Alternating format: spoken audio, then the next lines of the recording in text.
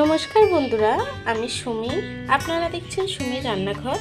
আজকে আবার একটি মজাদার রেসিপি নিয়ে চলে এলাম। পাঁচমিশালি সবজি দিয়ে চিংড়ি মাছের তরকারি।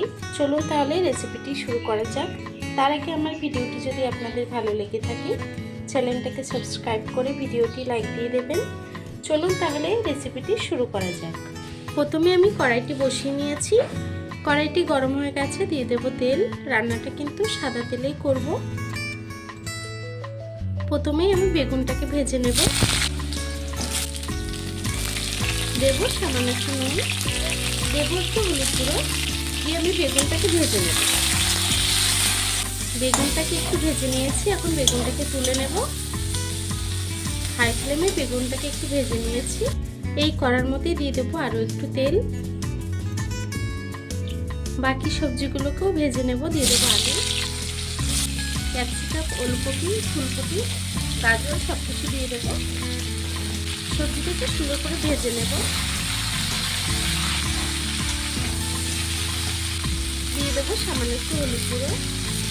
সবজিটাকে সুন্দর করে ভেজে নেব। দেখুন আমি সবজিটাও কিন্তু খুব সুন্দর করে একটু ভেজে নিয়েছি।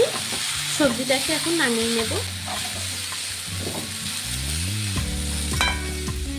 সবজিটাকে নামিয়ে নিয়েছি। আমি আরও একটু তেল দিয়ে দেব।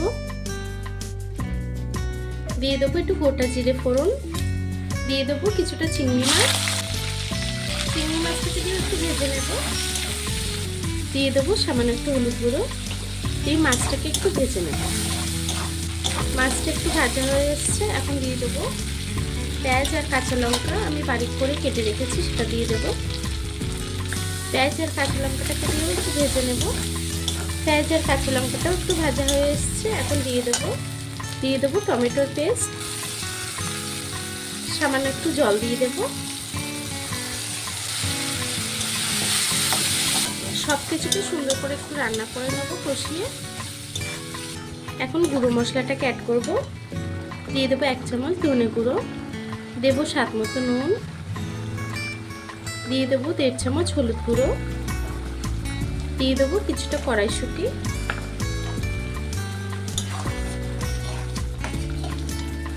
দিয়ে দেবো আদা বাটা 2 চা চামচ, দিয়ে দেবো জিরে বাটা। সব কিছুকে একসঙ্গে সুন্দর করে কষিয়ে নেব। মশলাটা সুন্দর করে কষানো হয়ে গেছে।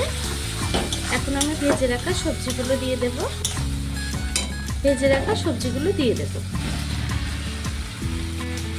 সবজিটাকে দিয়েও সুন্দর করে মশলার সাথে সবজিটাকে কষিয়ে রান্না করে নেব।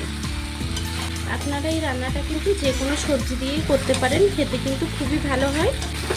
সবজিটা খুব সুন্দর করে কষানো হয়ে গেছে। এখন আমি জল দিয়ে দেবো গরম জল।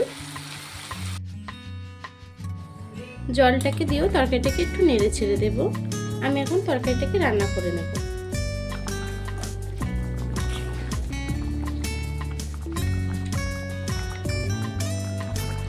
দেখুন আমার তরকারিটা কিন্তু হয়ে গেছে, ঝোলটাও টেনে এসছে। আলু সবজি সব সুন্দরভাবে সিদ্ধ হয়ে গেছে। এখন আমি গ্যাসটাকে বন্ধ করে দেব। তরকারিটাকে নামিয়ে নেব। দেখুন আমার চিংড়ি মাছ সবজি দিয়ে তরকারিটি কিন্তু হয়ে গেছে। আমার এই রেসিপিটি আপনাদের কেমন লেগেছে কমেন্ট বক্সে জানাতে ভুলবেন না। আর এতক্ষণ ধরে আমার ভিডিওটি দেখার জন্য আপনাদেরকে অসংখ্য ধন্যবাদ।